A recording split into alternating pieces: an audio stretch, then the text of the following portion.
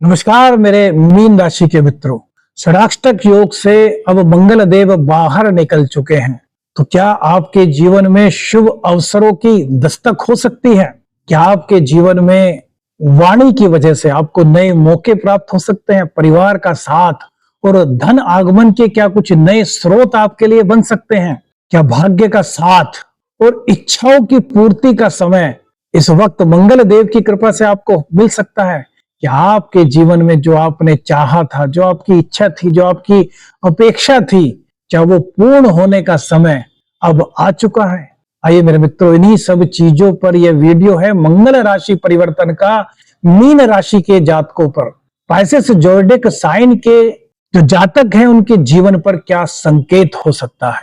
देखिए मेरे मित्रों, पिछले 1.5-2 महीना जो मीन राशि के जातक हैं उनको बहुत से लोग हो सकते हैं जिनको अपने जीवन में महसूस हुआ हो कि कुछ जीवन में अचानक से विचारों की भिन्नता, मानसिक असमंजस की स्थिति कुछ हो सकता है आप लोगों को फील हुई हो। आपने कुछ ऐसा फील किया हो कि भाग्य का पूर्ण साथ आपको नहीं मिल पा रहा, या फिर परिवार से कुछ दूरी आपकी बनी हुई है, रिश्तों में कुछ उलझन या फिर कार्य क्षेत्र में अस्थिरता आपने हो सकता है इस दौरान महसूस की हो। क्या जानते हैं इसके पीछे का क्या कारण था मेरे मित्र? इसका कारण था गोचर में बना हुआ राहु मंगल का षडाष्टक योग। मंगल देव आपके सप्तम भाव में विराजमान थे, जो कि आपके दाम्पत्य जीवन में कहीं ना कहीं कुछ उलझन पैदा कर रहे थे राहु से षडाष्टक योग के कारण। राहु आपके 12वें घर में थे, तो कुछ खर्चों की अधिकता, बेफजूल की खर्ची, बेवजह के कुछ मनमुटाव, इस तरह की दिक्कतें आपके जीवन में रही। लेकिन 13 सितंबर को गोचर में बना राहु मंगल का षडाष्टक योग समाप्त हो चुका है। मंगल देव राशि परिवर्तन करके तुला राशि में आए हैं, जो आपके जीवन में कुछ शुभत्व की वृद्धि कर रहे हैं, और कई चीजों में आपको थोड़ी सी सावधानी भी यहाँ पर रखने के संकेत मंगल देव दे रहे हैं। तो आइए जानते हैं मेरे मित्रों, क्या जीवन में नए संकेत मंगल देव की कृपा से आपको प्राप्त हो सकते हैं। मंगल देव का गोचर आपके मीन राशि के जातकों के 8वें भाव में हुआ है। 8वां जो भाव है वो छुपे हुए रहस्यों का है, गुप्त परिवर्तन का है, आयु का है, शोध का है, रिसर्च का है, गहन अध्ययन का है, और अचानक से होने वाले लाभ और हानि का भाव भी वैदिक एस्ट्रोलॉजी में 8वां भाव बताया गया है। ससुराल पक्ष का कारक भी 8वां भाव होता है मेरे मित्रों। तो मंगल के यहाँ पर आने से आपको कुछ गहरे अनुभव प्राप्त हो सकते हैं। जीवन में अचानक से कुछ सकारात्मक बदलाव आपके आ सकते हैं, जो शुरुआत में हो सकता है आपको भारी लगे, लेकिन जैसे जैसे आप उस कार्य को करेंगे, आप उस कार्य में आगे बढ़ेंगे, तो आगे चलकर के वही कार्य आपको मजबूती प्रदान करने का मौका दे सकता है। अब ये करियर भी हो सकता है, या आपके रिश्ते भी हो सकते हैं, या आपकी फैमिली भी हो सकती है। मतलब जहां पर आपको ऐसा लगे कि यार मुझे कुछ दबाव सा फील हो रहा है, मुझे ये चीजें भारी लग रही हैं, लेकिन वही चीजें मेरे मित्रों आगे चल करके आपके लिए लाभदायक सिद्ध हो सकती हैं, क्योंकि अष्टम भाव शोध का है, रिसर्च का है। जो विद्यार्थी शोध से जुड़े हुए हैं, रिसर्च से जुड़े हुए हैं, या फिर जो आध्यात्मिक साधना के मार्ग में जुड़े हुए लोग हैं, उनको यहाँ पर मंगल देव की कृपा से सफलता की प्राप्ति हो रही है। 11वां भाव पर मंगल देव की दृष्टि है, यह उनकी उच्च दृष्टि है। 11वां भाव लाभ का है, मित्र मंडली का है, इच्छाओं की पूर्ति का है, नेटवर्किंग का कारक होता है। यह मंगल की उच्च दृष्टि है, तो यह आपके लिए विशेष फलदायी मेरे मित्रों हो सकती है। कैसे?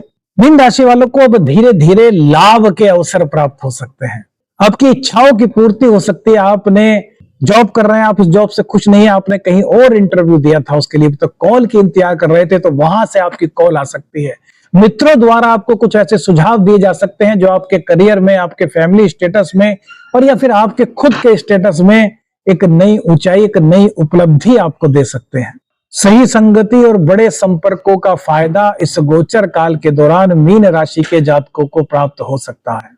लंबे समय से जो चीजें आप करना चाह रहे थे और वो चाह करके नहीं हो रही थी, जिन लोगों के साथ ऐसा था, इनकी इच्छा पूरी होने का यह समय मेरे मित्रों मंगल देव की कृपा से यहाँ प्राप्त हो रहा है। मंगल की 7वीं दृष्टि आपके सेकंड भाव पर है, जहाँ की उनकी अपनी खुद की राशि, और जो सेकंड भाव है वो वाणी का है, धन का है, परिवार का है, कुटुंब का है। परिवार से जुड़े हुए मामलों में स्पष्टता आ रही है, ऊर्जा आ रही है, अपनत्व की भावना आ रही है, क्योंकि ये मंगल की अपनी राशि है। आय के नए साधन आपके खुल सकते हैं, लेकिन थोड़े से खर्च भी यहाँ पर बढ़ सकते हैं, लेकिन वो खर्च गलत जगह पर नहीं होंगे, बेफजूल नहीं होंगे मेरे मित्रों।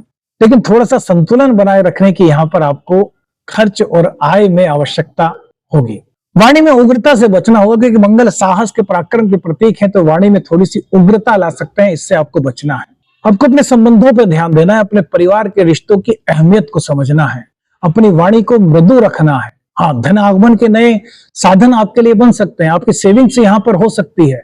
आपके जो मित्र मंडली है उनकी वजह से या उनके साथ जुड़ करके आप कोई नया व्यापार, कोई नया कार्य कर सकते हैं। किसी नए कार्य को करने की सोच रहे थे, वह यह समय मेरे मित्रों हो सकता है। कुल मिलाकर के बात कहें तो शुभ अवसर की दस्तक मंगल राशि परिवर्तन आपके लिए लेकर के आया। मंगल का तुला राशि में परिवर्तन मीन राशि की 7.5 जो चल रही है उसमें एक नई आशा की किरण आपको दिखा रहा है। मंगल की 8वीं दृष्टि आपके 3rd हाउस पर है। 3rd हाउस साहस का है, पराक्रम का है, छोटे भाई बहनों का है, संचार का है और यात्रा का है, और ये प्रयास का कारक होता है। तो यहाँ पर आपके प्रयास जो होंगे वो सार्थक होंगे मेरे मित्र। तो यात्राएं आपकी लाभदायक होने के संकेत मंगल देव की कृपा से बन रहे हैं। नई हिम्मत और चुनौतियों को स्वीकार करने की ताकत मंगल देव की कृपा से आपके अंदर आ रही है। छोटे भाई बहनों के जीवन में थोड़ा बहुत उतार चढ़ाव दिख सकता है, लेकिन आपकी मदद से वो भी सफलता के मार्ग को प्राप्त कर सकते हैं। उनसे जुड़ी हुई जिम्मेदारियां निभाने का नया अवसर इस गोचर काल के दौरान मीन राशि के जातकों को पाइसेस जोडिक साइन के जो जातक हैं उनको प्राप्त हो रहा है मेरे मित्रों। यह समय नए प्रोजेक्ट को पूरा करने का है, यह समय निर्णय लेने के लिए अच्छा है, यह समय आगे कदम बढ़ाने के लिए शुभ कहा जा सकता है, लेकिन इन्वेस्टमेंट से आपको यहाँ पर बचना चाहिए मेरे मित्रों। मंगल और राहु का षडाष्टक योग तो समाप्त हो गया है, जिससे कि धीरे धीरे जीवन में आपकी दशा सुधरने का एक मौका आपको प्राप्त हो रहा है, लेकिन चुनौतियां कि थोड़ी सी आपके जीवन में अभी भी आ सकती है। अब इसकी घबराने की इससे आवश्यकता नहीं है, क्योंकि यह चुनौतियां आपके साहस को बढ़ाएंगी और आपको एक नया अनुभव देंगी जो आपके आने वाले जीवन में आपके लिए काफी काम आ सकता है। याद रखिए मेरे मित्रों, परिवर्तन जो होता है ना, हमेशा कुछ ना कुछ नया सिखाने के लिए होता है। इस समय कुछ शिकायत में नहीं, बल्कि सीखने में और आगे बढ़ने में लगाना चाहिए।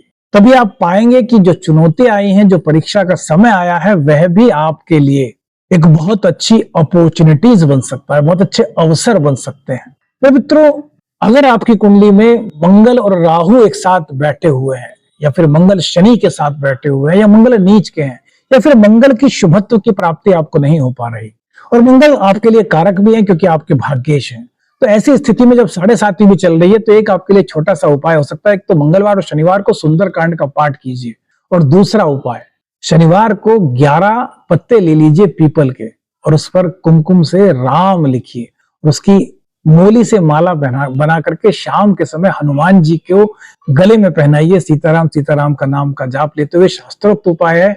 इससे शनिदेव की और मंगल देव की कृपा आपको प्राप्त होगी, और आपके जीवन में एक नई सकारात्मक राह का आगमन हो सकता है।